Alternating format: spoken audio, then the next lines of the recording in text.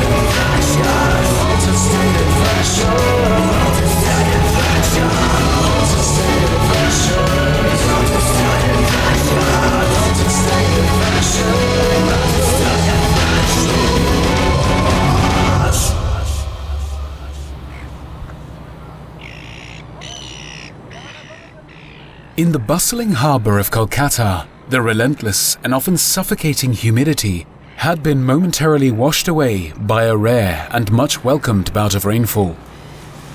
The sound of wood, sail and lapping water was drowned out during the day by the banter of merchants, buying and selling their goods from exotic, faraway lands. But by night, the darker side of Kolkata came alive, and a different kind of trade began, one that would fulfill any vice a man desired. Further down the shore, where the piers and jetties of the harbourfront ended and the wood and stone gave way to sand, stood the Broken Compass Tavern.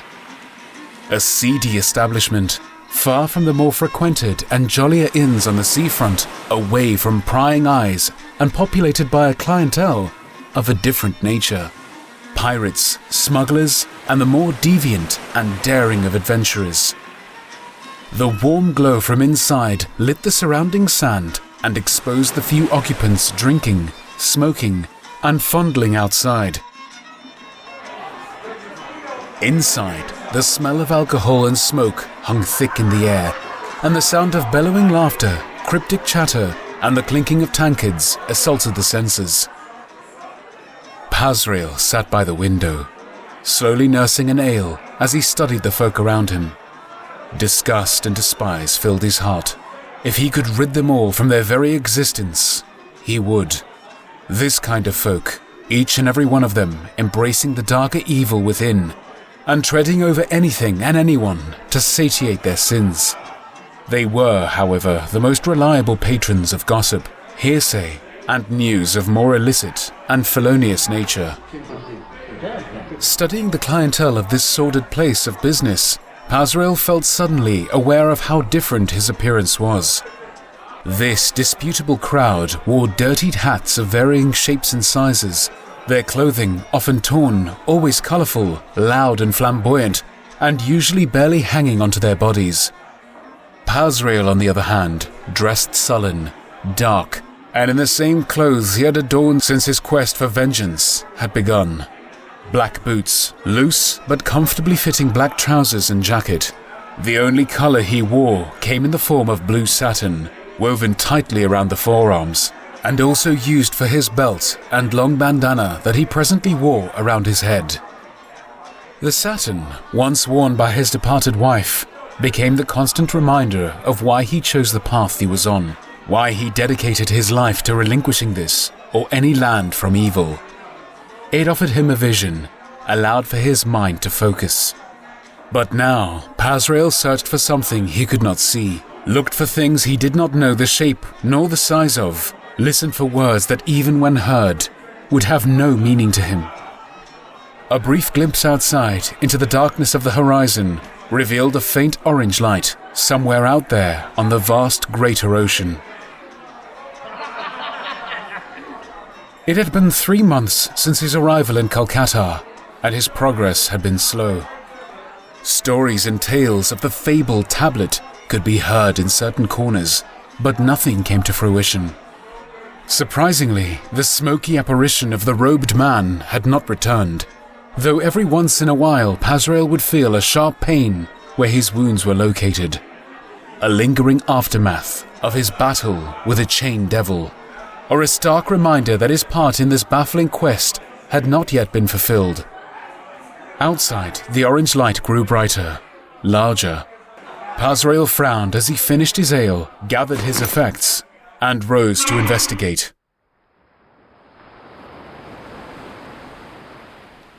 Outside, the night air was warm and thick with humidity. A salty breeze came off the ocean, carrying a strange sense of foreboding.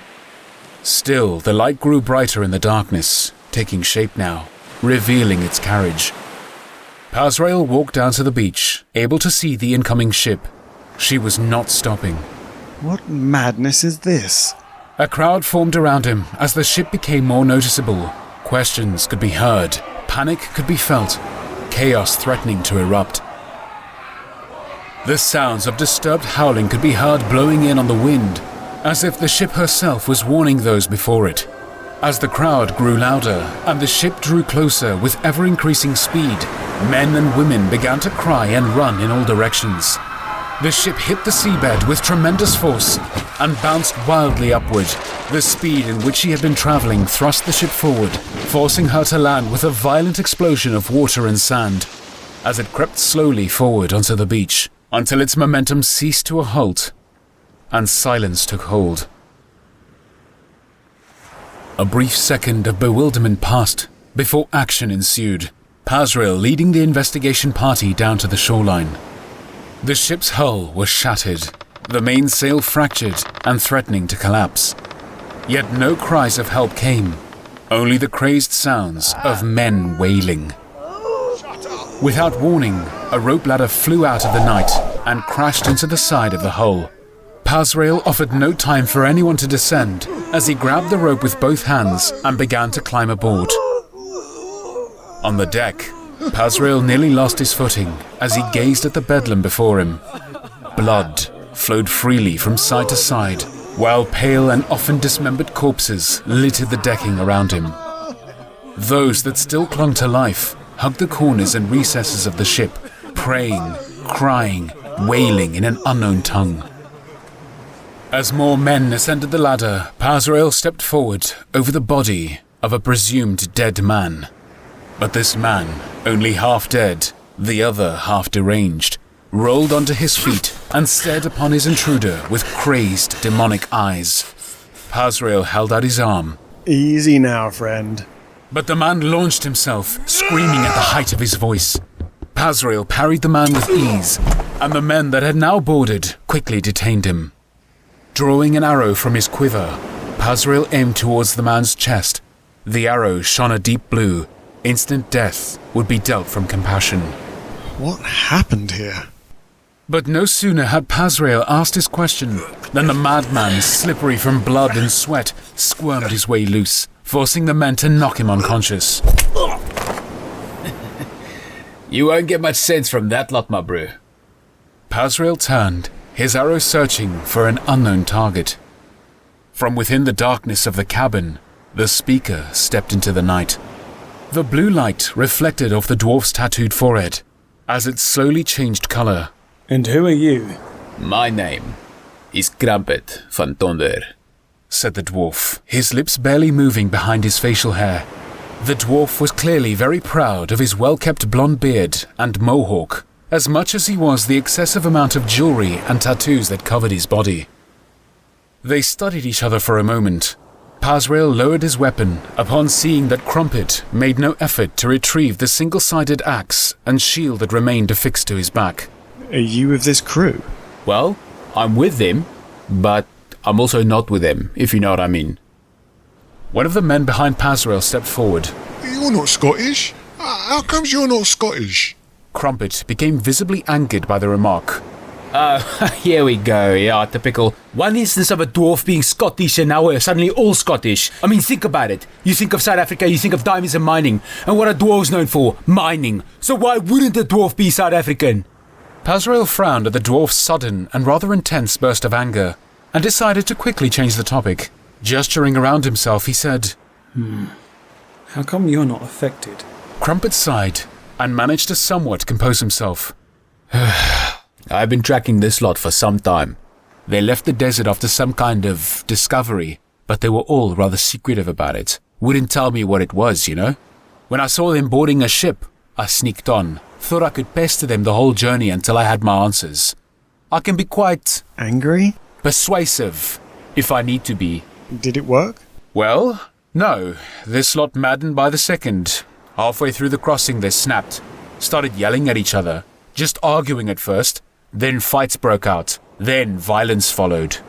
They were all too far gone for my questioning, and I had no use killing them either. After all, I don't know how to sail a ship, so... No, I just let them be, and tried to gather what information I could. And what did you find? Not what I needed, but enough. And do we know what drove them mad? Krumpet turned and paced a little, seemingly pondering whether he should divulge what little he knew. Eventually he said, "Let's take a walk, my brew." They left the wrecked ship and parted ways with the strangers that had congregated around it. Further down the beach now, alone under the pale moon, Krumpet stopped and turned to face Pazrael. His features portrayed a solemn mask, but Pazrael sensed the dwarf's eyes betrayed a deep fear within him. But there was no fear within Krumpet, only a burning desire. Have you ever heard of the fire that fell from the sky? Yeah, I have indeed heard of these stories. I believe it to be more than a rock. It's an evil that eats at people from the inside. I mean to find it, and I mean to destroy it. Well, then we search for the same thing, Muffin. Krumpet! Sorry, tell me, Krumpet, how much do you know? I'm not long for this realm. I can't really tell you much. Ah, that's interesting. Me neither. I was brought here. Ah, by the Smoke Man. Yes, the Smoke Man indeed. Aha! I guess his belief in us individually was not as strong as he made us believe, eh? Then we should work together. Agreed, my brew. But not for destruction. We must fulfill the bargains we've made and deliver the tablet. Okay. Agreed.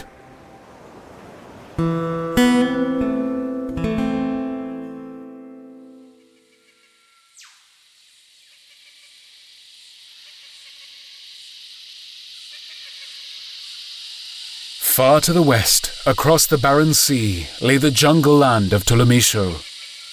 Two young men, hired help for a budding adventurer, followed in the footsteps of their employer. The jungle ahead, dense with tangled vine and shrubbery, thick with trees and vegetation, concealed all that lay before them. The air, barely breathable in its closeness, was as much alive with bugs as the jungle floor was with insects. The sound of gently moving water could be heard in the distance, a possible cause for the lingering mist that hovered low in the area. As machetes hacked a path forward, the men suddenly came across a clearing. The land before them now, blackened, scorched, and charred. In the middle of a depression that formed the center of the clearing lay a mound. The adventurer, fascinated by his discovery, briefly studied the surrounding area as he fell to his knees and began to hack at the mound. His helpers, initially puzzled by the man's frenzy, soon joined in. Something, it appeared, was calling to them, begging for release.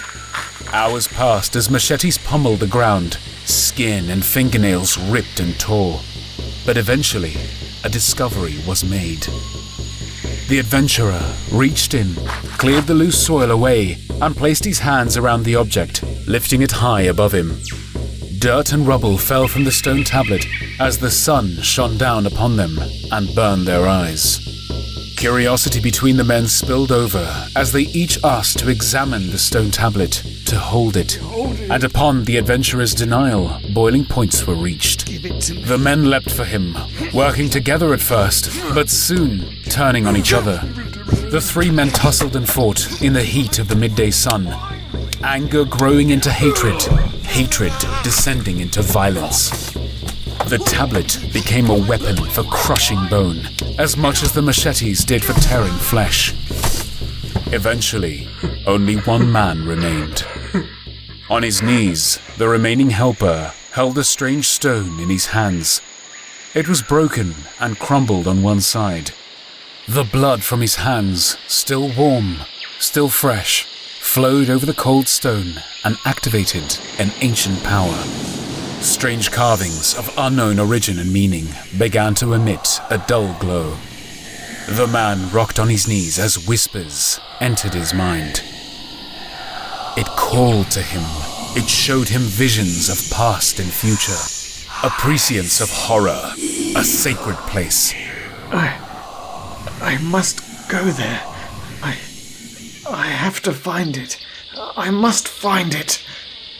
The bloodied man slowly began to rise on trembling knees, and with a tablet clutched firmly to his chest, he began his search.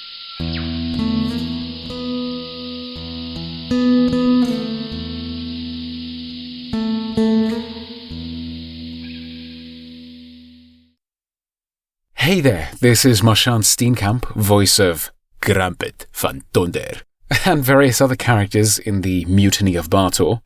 If you like what we're doing, then you can help us grow by liking and reviewing our content, as well as subscribing to our channel. We thank you, and we'll see you next time on the channel.